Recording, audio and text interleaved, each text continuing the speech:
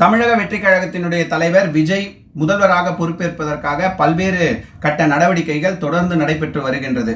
நேற்றே அவர்களுடைய விஜயனுடைய வீட்டில் முதல்வருடைய பாதுகாப்பு அரண் விஜய் நீலாங்கரை வீட்டிலிருந்து பனையூர் தலைமை அலுவலகத்திற்கு அதே போன்று கான்வாய் குடைசூழ வந்தது என்பது அவருடைய ரசிகர்களை மிகவும் வியப்பில் ஆழ்த்தி மகிழ்ச்சியை ஏற்படுத்தும் வண்ணம் இருந்தது. சாலை ஓரம் இரு சாலை ஓரம் நின்றிருந்த அனைவருமே விஜய்க்கு ஆரவாரத்தை ஏற்படுத்தியதை நம்மால் பார்க்க முடிந்தது. down sir.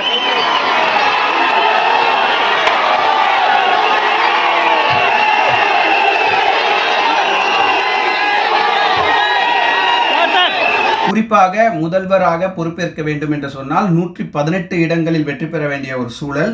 ஆனால் தாவேகா 108 இடங்களில் வெற்றி பெற்று இருக்கக்கூடிய சூழல்ல எந்த கட்சி இப்ப தாவேகாக்கு ஆதரவு தெரிவிக்க போகின்றது? நிபந்தனை இல்லாத ஆதரவு யார் கொடுக்க போறாங்க? இல்ல கூட்டணியிலும் ஆட்சியிலும் பங்கு என்று முன்னதாகவே விஜய் சொல்லியிருந்த நிலையில அந்த மாதிரியான சூழல்ல இந்த ஆட்சி அமைய போகின்றதா? இது போன்ற பல்வேறு கேள்விகள் எழும்ப இருக்கின்றது.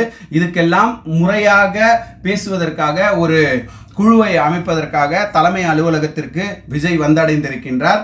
ஏராளமான முக்கிய நிர்வாகிகள் வந்தடைந்திருக்கின்றார்கள்.